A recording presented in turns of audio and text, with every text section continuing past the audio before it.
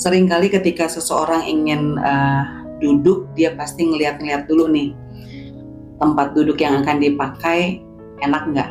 Makanya kalau ada kursi kayu dibandingkan dengan kursi sofa, orang pasti milihnya sofa. Kenapa? Selain dia empuk, dia memberikan kenyamanan dan bisa bikin orang ketiduran ketika dia duduk di situ.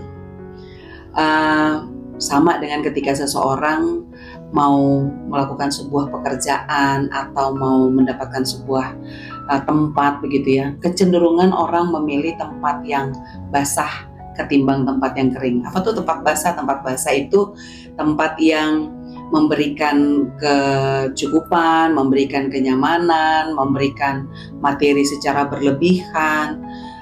Pokoknya ya namanya juga tempat basah ya, pasti lebih enak lah begitu. Sementara kalau tempat kering, nggak banyak orang yang ingin ditempatkan di tempat kering karena dianggap nggak menghasilkan apa-apa. Namanya juga kering, gersang, kerontang, nggak ada apa-apanya begitu ya.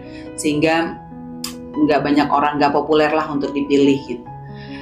Ini berbeda sekali dengan cerita yang dicatat dalam Kejadian pasal 13 tentang Abraham dan Lot. Ketika Abraham justru memberikan kesempatan kepada Lot untuk memilih, kamu mau pilih tanah yang mana?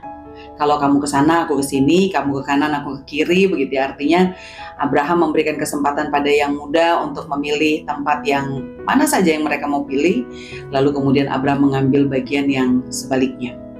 Dan seperti yang diduga, pasti Lot akan memilih lahan yang subur, yang menghasilkan, yang pokoknya serba ada gitu. Sehingga akhirnya dia memilih tempat yang baik. Sementara seperti di awal, Abraham memilih tempat yang sebaliknya. Berarti tempat yang tidak sesubur dan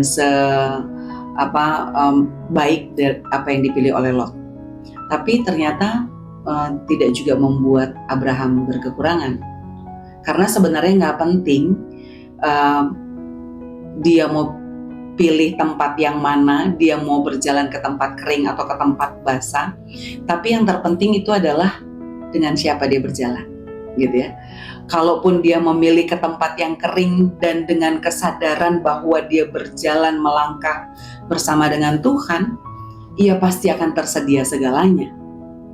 Itu juga mau meyakinkan kita, sahabat-sahabat yang terkasih, kalaupun kita harus menjalani setiap tugas tanggung jawab kita, sebagai apapun dan dimanapun Tuhan tempatkan, nggak usah sibuk dengan memilih tempat kering, tempat basah, tempat yang nyaman, kursi yang enak atau kursi yang nggak enak. Tapi ingatlah, kita ini melangkah bersama dengan siapa?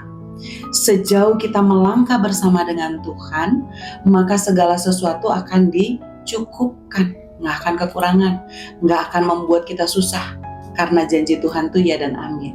Jadi sekarang jalanilah setiap perjalanan hidupmu dengan keyakinan bahwa Tuhan yang mengutus, Tuhan juga yang mengurus.